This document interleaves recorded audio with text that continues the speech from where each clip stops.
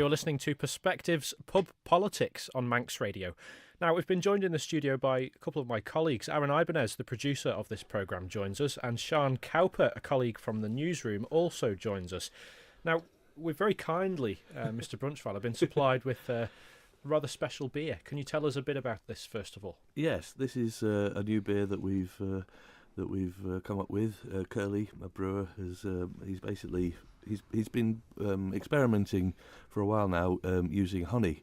And this is I personally think it's a lovely beer. It's got a very balanced flavour of the honey, which you wouldn't want it to be too sweet. It would be quite cloying, but I think it's a lovely rich brew, and we're very proud to say that it's incorporating 100% Manx honey, which it comes from a small producer in Grenaby at Stan Garrett, who we're very proud. It's a proper Manx honey. It isn't one of these just sort of badged up ones.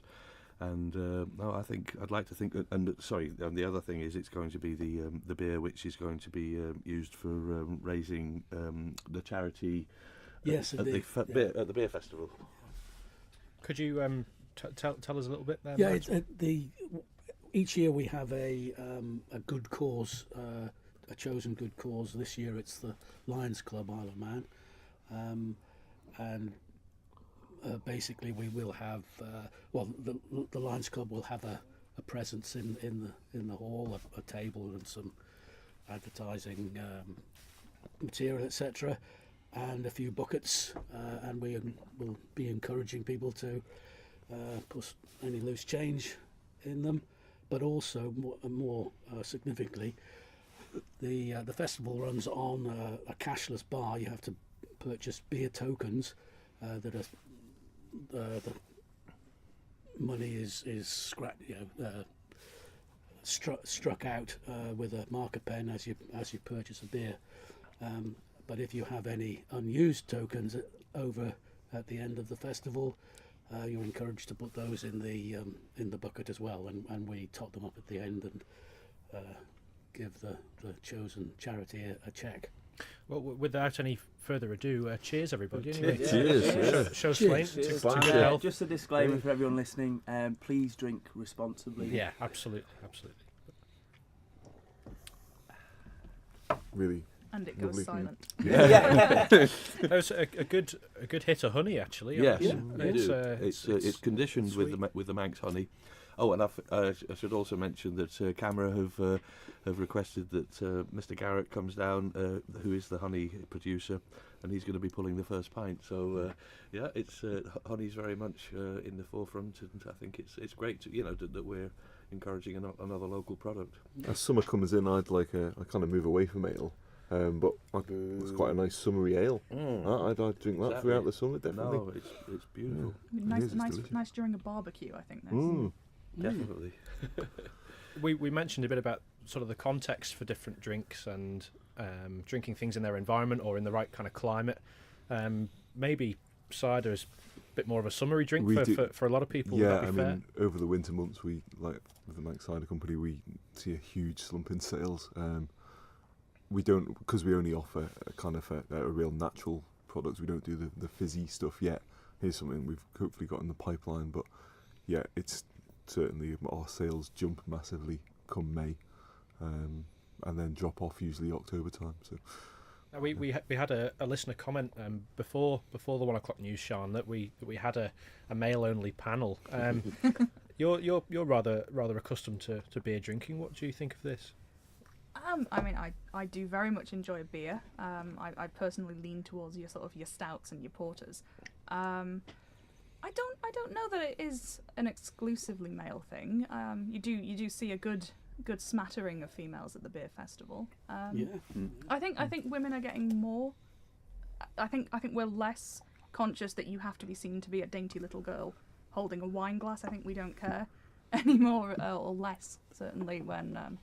We're holding a pint glass. I think it's become a more acceptable thing. So, and I should add as well, this is the Isle of Man Beer and Cider Festival. There are also fruit wines and mead, meads available as yeah. well. So a bit of a range for Yeah, people. it's got a bit of something for everyone. Martin, just out of curiosity, how does this differ from a mead? Because of course a mead is classically a honey-based beer, isn't it? I mean, Well, well, it's not- more not of a wine. Would you Oh, call okay. it Yeah, a it's, wine? So it's- I suppose the main difference is the hops. Because it's not as alcoholic. So at 4%. By the way, this honey beer is called Wild Thing. So that's what you'll see when you see it around the pubs on the island. But yeah, hops give it that sort of slight bitterness. But it's a very, in my view, very nicely balanced beer. So the hops aren't overpowering, and the honey flavour does come through. I was just gonna, if I could, you've got the Well, we've got a big version here, yeah. Yes. Just if in case this does get visualised, there you go. So that's the beer of the festival, Wild Thing. A bit in terms of, I mean, it was mentioned earlier again, the Pure Beer Act on the Isle of Man, and how does brewing differ, perhaps here to across? I'll ask you first. Yes, well, I mean, I think it's a wonderful marketing tool that we have. The Isle of Man does have its beer purity laws, which basically say that we're not allowed to use any of the cheaper ingredients that you might see in some of those inferior products where they use rice and corn starch and all these sort of things, which basically they just sort of it's a way of cutting costs. So the fact that we do use all of these natural ingredients, and we are allowed now to use things like honey, and we use blackberries in the autumn. Sorry, another plug. Camera have kindly agreed to stock our oyster stout as well, which is going to be at the festival, which is out in the pubs at the moment, which is another lovely brew. Which Absolutely, so a lovely range of beers, and I'd like to think that the Pure Beer Act is a big part of it. For those who aren't familiar with the brewing process, to start from the very beginning, this is basically 4 key ingredients. Is that right? Well, it is. We in the most strict brewing laws in the world are German, and they actually only permit 4 ingredients, which is the water, it's the malted barley, it's the hops, and the yeast. Now, in the island, we could use sugar. At Bushy's we choose not to, but sugar would be permitted. So we allow 5 main ingredients, but the idea is that we're not supposed to use any ingredients which would be a substitute for those ingredients. So that's how things like oysters and a bit of honey or fruit can be added. It doesn't actually contravene that the wording of the law. But no, it's just another feather in our cap, and it gives us an extra. I think it's a lovely thing for visitors to know that the beer on the island is guaranteed to be pure by law. When it comes to cider, how does the sort of regulatory framework differ? Maybe? It's a funny. I mean, there's a huge list of ingredients that you can whack into cider, which is full of horrible nasties. But our style of making cider is it's like we only use one ingredient really. We use apple juice, and it's 100% product. For a couple of our products, we do sweeten with a raw cane sugar. But the problem we've got, which isn't seen as a problem for drinkers who appreciate the cider, is that we don't pasteurise it, we don't filter it, we don't sulphite it. So it's incredibly natural product. But if you sweeten that and stick it in bottles, you end up with explosive devices. So at the moment we only do a still cider that's available in the pubs, but it's a really natural product, which I think people do appreciate.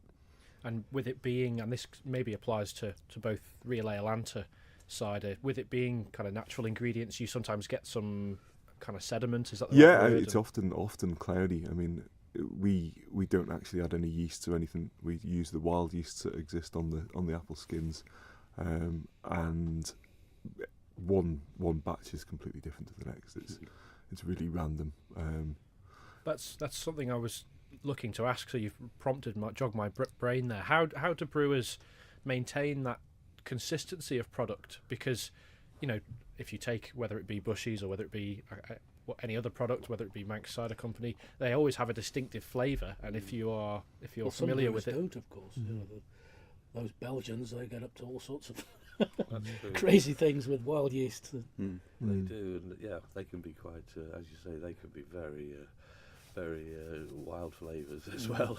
But no, I mean the consistency is a big part of what we try and do, and we're to a degree at the mercy of our suppliers that are the raw ingredients are going to be as consistent as possible. Our yeast, we have our own strain of yeast now, which we have to keep. We have to keep it. There are companies that will store and freeze your yeast variety, and which basically means that if, touching wood, if we ever had a problem, we can get a supply of our own sort of strain of yeast, which will again should keep the consistency and the flavours.